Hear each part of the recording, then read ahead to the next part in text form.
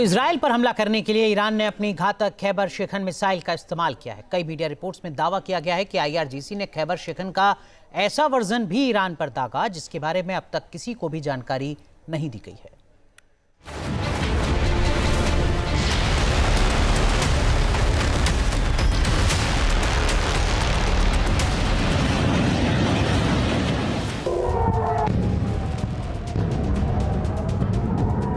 Iran की missile strike से Israel में तबाही।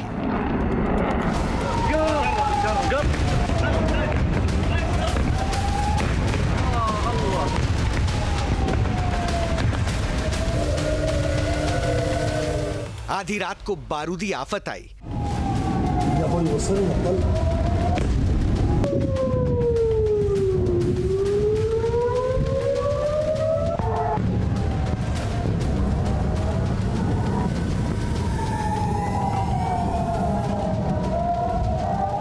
आईआरजीसी ने घातक मिसाइल्स की बौछार से दहलाया।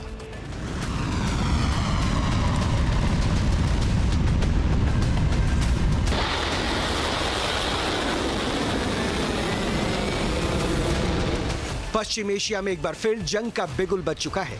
ईरान की बैलिस्टिक मिसाइल्स ने इजराइल के कई सैन्य ठिकानों को टारगेट किया है।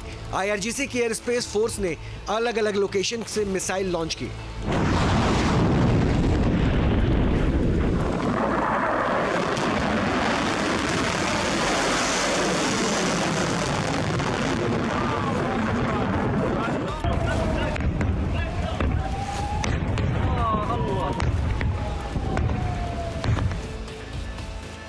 इस बार ईरान ने सबसे ज्यादा बैलिस्टिक मिसाइल्स का ही इस्तेमाल किया।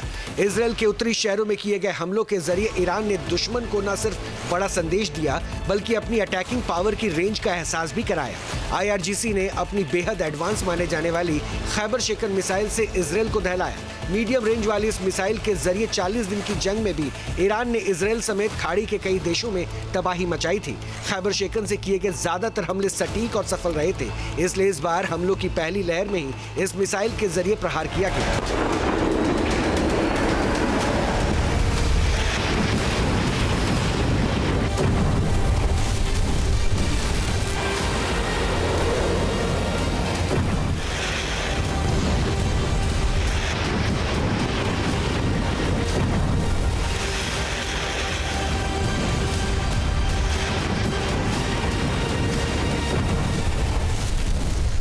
खैबर शिखन मिसाइल की सॉलिड फ्यूल वाली बैलिस्टिक मिसाइल है। इस मिसाइल को किला तोड़ने वाला हथियार भी कहा जाता है। इसकी सबसे बड़ी खासियत और ताकत सटीकता है। खैबर शिखन की रेंज 1450 किलोमीटर से ज्यादा है। ये मिसाइल दुश्मन के एयर डिफेंस को चकमा देने की क्षमता के लिए जानी जाती है। ये लॉन्च करने में महज 15 मिनट का समय लगाता है। पश्चिम एशिया में पहले चरण की जंग के दौरान ईरान ने अपनी घातक खैबर शिखन से अमेरिका और इजराइल को चौंका दिया था। आईआरजीसी ने तब इस मिसाइल को अपग्रेड करने के बाद मैदान जंग में उतारा था। ये केवल एक मिसाइल का अपग्रेडेड वर्जन नहीं बल्कि पूरे क्षेत्र में पावर बैलेंस को बदल देने वाला कदम था। आईआरजीसी तो यहाँ तक दावा करते हैं कि अपग्रेडेड खैबर शिखन अमेरिका और इजराइल के अरबों डॉलर के एयर डिफेंस सिस्टम के लिए भी डेथ वारंट की तरह है।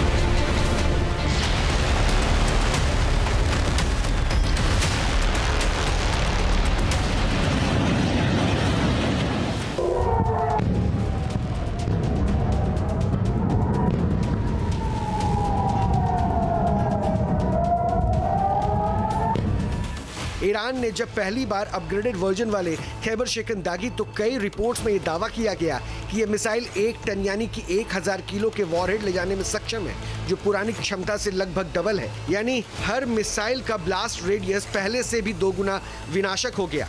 इसके अलावा यह मिसाइल किसी टारगेट पर गिरती है तो वहां तबाही का मंजर पुराने अनुमानों से 4 गुना ज्यादा आंका गया। खैबर शिखन का एडवांस वर्जन दुश्मन के बड़े सैन्य ठिकानों, कमांड सेंटर्स या अंडरग्राउंड बंकर को पूरी तरह से मटियामेट करने की क्षमता रखता है।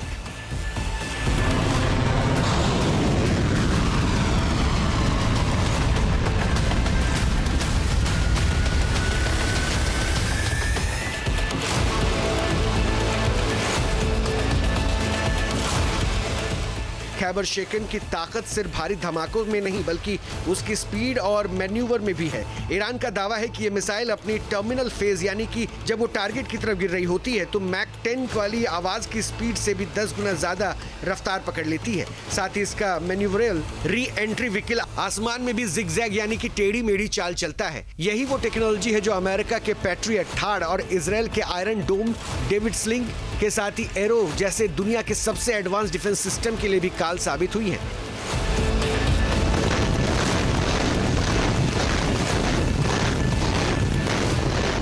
मीडिया रिपोर्ट्स में दावा किया गया है ईरान ने ताजा संघर्ष में खैबर शेखन का एक और नया वर्जन लॉन्च किया है जिससे दुश्मन की टेंशन बढ़ना तय है।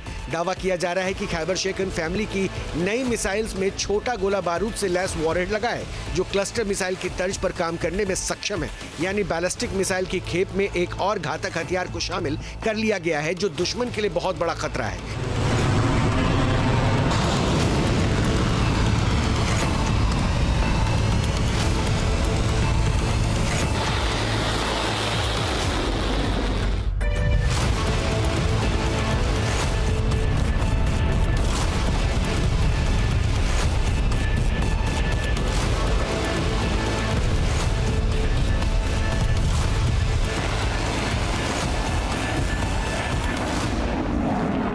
अमेरिका और इजराइल के लिए एक और बड़ी टेंशन इस मिसाइल की मोबाइलिटी है। खैबर शेखन पूरी तरह से रोड मोबाइल है, यानी इसे साधारण दिखने वाले ट्रक से लॉन्च किया जा सकता है।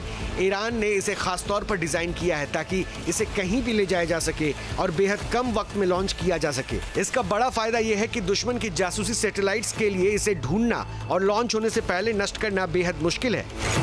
Team news nation.